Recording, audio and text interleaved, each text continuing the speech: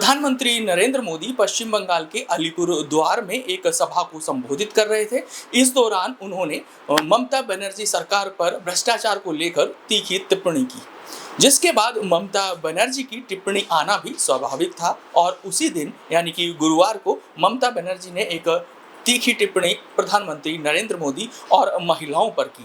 उन्होंने कहा कि घर घर सिंदूर पहुंचाने की जो प्रधानमंत्री नरेंद्र मोदी की योजना है, वो इस प्रकार उसको प्रेजेंट कर रहे हैं जैसे हर महिला उनकी पत्नी हो।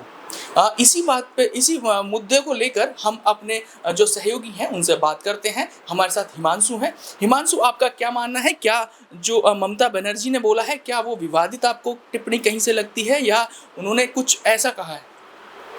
देखिए सर, पहले तो मैं यही कहना चाहूँगा, ममता बनर्जी ने जो भी कुछ कहा है वो सही कहा है। पहले यहाँ पे मैं ऑडियंस को बता दूं, ममता बनर्जी ने कहा है सिंदूर का संबंध हर महिला से है। सिंदूर को पवित्र माना जाता है, महिला इसे अपने पति के लिए लगाती है। ऑपरेशन सिंदूर को लेकर मैं कोई कमेंट नहीं करना चाहती क्योंकि ये महिला का मामला है। लेकिन जब पत्रकारों ने उनसे पूछा तो उन्होंने ये बात कह दी, और ये बात बिल्कुल सत्य है कि हिंदू सनातन धर्म में महिला सिंदूर इसलिए लगाती है ताकि उससे पता लग सके ये किसी की वाइफ है, किसी की पत्नी है। मैंने इस पर कुछ लिखा था, मुझे कहीं सुनाने का मौका नहीं मिला, पर सर आपने मुझे मौका दिया तो मैं यहीं पे सुना देता हूँ। हाँ बिल्कुल बिल्कुल, सुनाइए आप।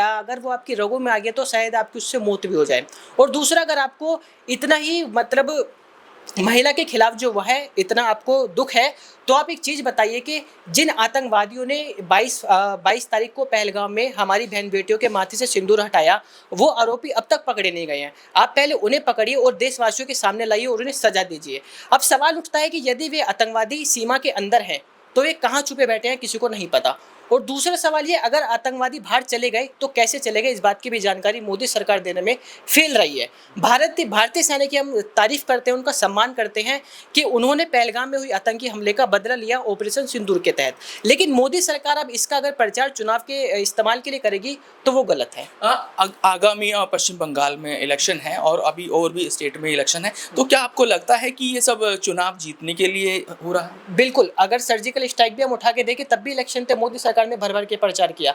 अगर मोदी सरकार को ऑपरेशन सिंदूर का मतलब प्रचार करना है, वो एक सभा में कह दे काफ़ी है। लेकिन पश्चिम बंगाल, राजस्थान और आज बिहार में भी उन्होंने कहा कि जो मैंने सोचा वो मैंने करके दिखाया।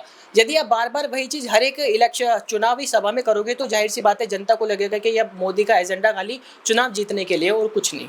बिल्कुल, पश्चिम बंगाल में प्रधानमंत्री नरेंद्र मोदी बोल रहे थे और उन्होंने इस दौरान ममता बनर्जी पर तीखी टिप्पणी की, जिसको लेकर ममता बनर्जी की टिप्पणी आना भी स्वाभाविक था। हम जानते हैं श्रेया से। श्रेया, आपको क्या लगता है, प्रधानमंत्री ने जो पश्चिम बंगाल में जाके टिप्पणी की है ममता बनर्जी, क्योंकि ममता बनर्जी भी काफ़ी एग्रेसिव मानी जाती हैं, वो कोई भी चीज़ है वो अपने पास नहीं रखती, वो तुरंत एकदम एक्शन का रिएक्शन देती हैं, तो क्या यही रिएक्शन था? सर मेरे हिसाब से तो मुझे लगता है जैसे हिमांशु जी ने कहा कि पीएम मोदी जो सिंदूर घर घर पे बांट रहे हैं वो सही नहीं है। बट मेरे अकॉर्डिंग अगर देखा जाए तो मुझे तो लगता है कि उन्होंने सही किया। जैसे उन्होंने ऑपरेशन सिंदूर के जरिए जिन माता बहनों की पति की जान गई थी, उन्होंने पाकिस्तान पे ताबड़तोड़ एक्शन लिया। लेकिन ये भी तो हो सकता है ना कि सिंदूर जो है उन्होंने माता बहनों को इसलिए भिजवाया हो, उन्होंने आश्वासन दिया हो कि जो सिंदूर है आगे आने वाले समय में वो पाकिस्तान से उनके सुहाग की रक्षा कर सके। तो इसका मतलब ये भी होता है, ये नहीं होता कि ममता बनर्जी ने जैसे कहा कि आप सब महिला के पति हो जो आप सिंदूर भेज रहे हो, लेकिन इसका मतलब ये भी तो हो सकता है वो बहन मान के वो सुहाग की रक्षा करने को लेके उन्होंने सिंदूर भिजवाया, मतलब भेजने का वो आश्वासन दे रहे हैं कि उनके पति को आगे आने वाले टाइम में बचाएंगे सुहाग को। ये भी हो सकता है। हाँ बिल्कुल। और प्रधानमंत्री नरेंद्र मोदी ने 9 जून से वो घर-घर सिंदूर भिजवाएँगे। लेकिन मैं एक बात और पूछना चाह रहा हूँ आपसे कि जैसे सिंदूर घर-घर जाएगा और इसको जो है विपक्ष एक दूसरे तरीके से ले रहा है। जैसा कि ममता बनर्जी ने एक टिप्पणी और की थी जो स्वाभाविक तौर से राजनीतिक गलियारे में कोई भी राजनेता करने से बचता है। पर्सनल टिप्पणी कोई भी राजनेता किसी परिवार पे नहीं करता है। लेकिन हमने देखा है कि ममता बनर्जी ने नरेंद्र मोदी को बोला है कि वो ये सिंदूर अपनी पत्नी को क्यों नहीं भिजवाते हैं। तो इस पे आपका क्या कहना है? क्योंकि ये सर पर्सनल कमेंट है। ममता बनर्जी का तो हमेशा से बीजेपी और ममता बनर्जी दोनों का आंकड़ा बहुत हमेशा से रहा है। तो उसको तो ममता बनर्जी को तो एक मुद्दा चाहिए, जो कि मुद्दा मिल गया है सिंदूर के थ्रू। तो वो मतलब बेबाक बयान दे रही है कुछ भी। और भी है आपने देखा भी होगा कि ममता बनर्जी प्रधानमंत्री नरेंद्र मोदी को शॉल भिजवाती हैं, उनको भाई मानती हैं अपना, ठीक है? और इनका जो दोनों का जो रिश्ता है वो एक तरीके से ऐसा माना जाता है कि बहन भाई का रिश्ता है।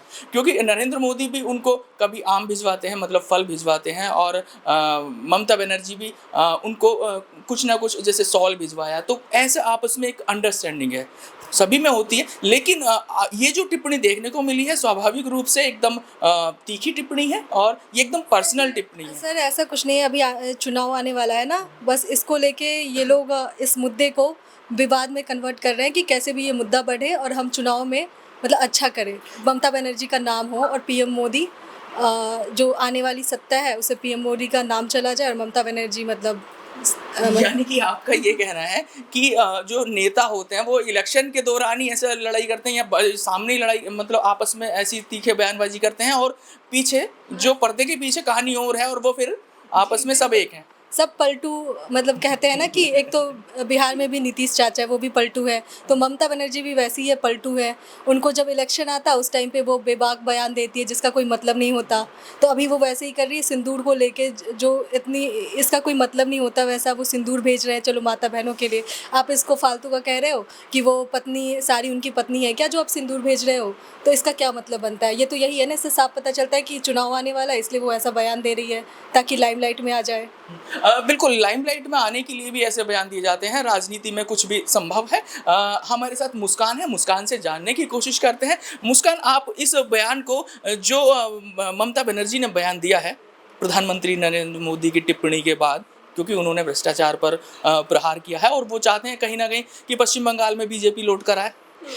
पश्चिम बंगाल में खैर बीजेपी कभी आई नहीं, लेकिन पश्चिम बंगाल में बीजेपी काफ़ी अब मजबूती के साथ वहाँ पे फाइट में है, ठीक है? तो आपको क्या लगता है कि ये जो टिप्पणी है, ये जो बयानबाजी है, ये जानबूझकर की जा रही है या फिर पर्दे के पीछे तो ये सब एक है, लेकिन पर्दे के बाहर सामने ऐसी तीखी टिप्पणी दी जाती है? अगर मैं अपना बताऊँ तो मैं इस पूरे जो चीज़ें हो रही है इसको दो पॉइंट्स में ख़त्म करूँगी, ठीक है? सबसे पहला पॉइंट ये कि जो भी ये पहलगाम अटैक हुआ ये एक नेशनल सिक्योरिटी का मुद्दा है, बहुत ही संवेदनशील है और बहुत ही गहनता से सोचने वाला विषय है।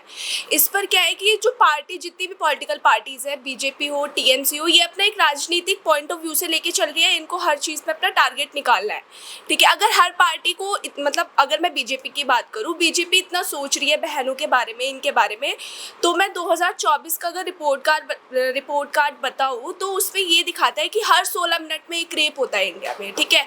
वो रेप लड़की का हो रहा है, तब आप क्यों नहीं कोई एक्शन लेते, ठीक है?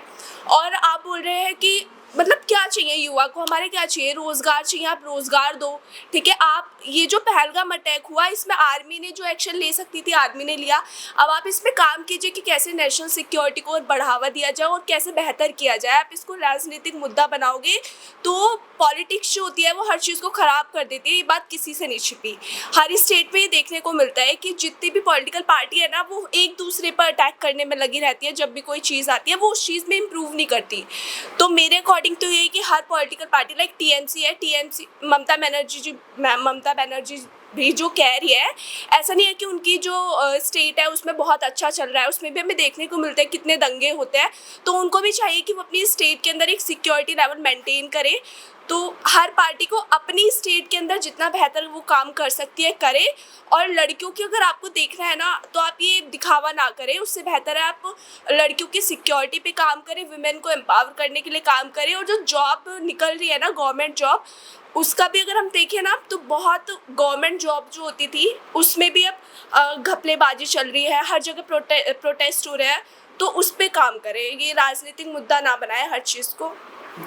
बिल्कुल, मुस्कान ने बताया कि किसी भी घटना को राजनीतिक मुद्दा नहीं बनाना चाहिए और जो महिला सुरक्षा की बात है उस पे या फिर जो नेशनल सिक्योरिटी की बात है उस पे सभी सरकारों को और केंद्र सरकार को मिलकर काम करना चाहिए।